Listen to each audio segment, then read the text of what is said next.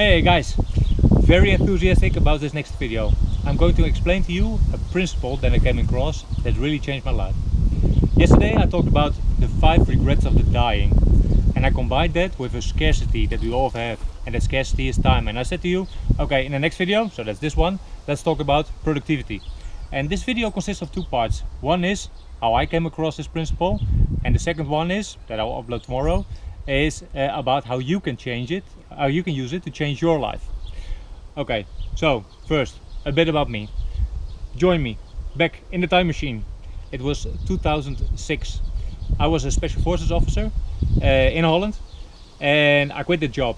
And my wife had several stores in several different locations, and she sold those shops as well, because we were going to Spain. And everybody said we were crazy. Well, I have to be honest with you, we're a bit in love with Spain. So why did we go there? Well, it had to do with nice weather, very friendly people, of course there's good food, beach, partying, sangria, all the things that if you close your eyes you think, hey, what would a perfect life look like? Well, that's it. And we found all that in Spain. But also we were working, and we were working quite a bit. We were working for our own company. We have a company that rents out villas on the Spanish coast. And in the beginning time we actually did everything ourselves. So make sure that we have the villas, signing the contract with the owner, preparing the house, make sure the house is cleaned, make sure all the inventory is there, the welcoming of the guests, anything that happens during the stay, saying bye to the guests. But also the marketing, the email communication, making sure the website was up to date, everything. We did everything ourselves. And that took a lot of time. We worked at least 26 hours a day. And I know it's not physically possible, but it sure felt like that a lot of the times. So at one time I was thinking, hey, this is really getting a lot of work. And I don't mind hard work. But for that long stretch of time, I thought, I don't know if I'm going to do this for the rest of my life. I was a special forces officer, so I thought, okay, a lack of skill or a lack of experience, I had to compensate that with really hard work. And so that's what I did. In that time I also read a book, and well, it's often said that where you are now, between where you are now and where you are in 5 years, and the way you look at the world, the big difference is the books you read and the people you meet. And come to think of that, certain books really take you out of your comfort zone to make you think about other things.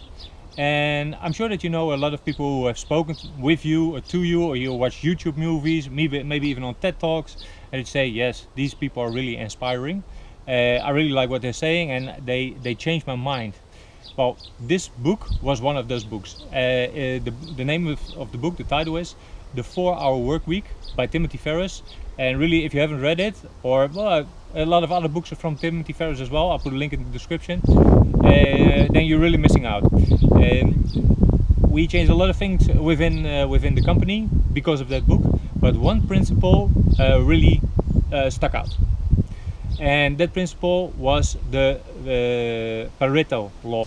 So who was this Vilfredo Pareto anyway? He was a mathematician in Italy, and he lived around the early 1900s, and he found out something amazing, that of all the land there was in Italy, 80% of all that land was in hands of only 20% of the population. And he was stunned by that, and he started exploring more relationships like that, and he found out a lot of stuff. But just to give you some examples, that of all the roads there are in the world, only 20% of the roads get 80% of the traffic. And if you plant like plants, 20% of the plants will give you 80% of the yield. Also, the 20% of the clothes that you have, you wear those 80% of the time. If you give a party, 20% of your guests will drink 80% of all your beer. It's also a way you work. 20% of your clients can turn in 80% of the money, but also another 20%, I hope for you, of your clients give you 80% of your headache. 20% of the things that you do attribute to 80% of the happiness that you have. So there's a lot of relationships, and if you put them together, it's not always 100, and it's not always 80-20. But he found out that 80-20 is something that's very common, and you actually see it a lot. not putting them together and not being 100, I can give you another example, that of the top 1% fighter pilots in the Second World War were having about 40% of all the confirmed kills. So putting 1 and 40 together, it's not 100, but it's just that you show it's the law. They also call it the law of the vital few and trivial many. So a lot of only a few important things and a lot of things that are not so important. Okay, tomorrow I'm going to tell you about how you can place this upon productivity to improve your life.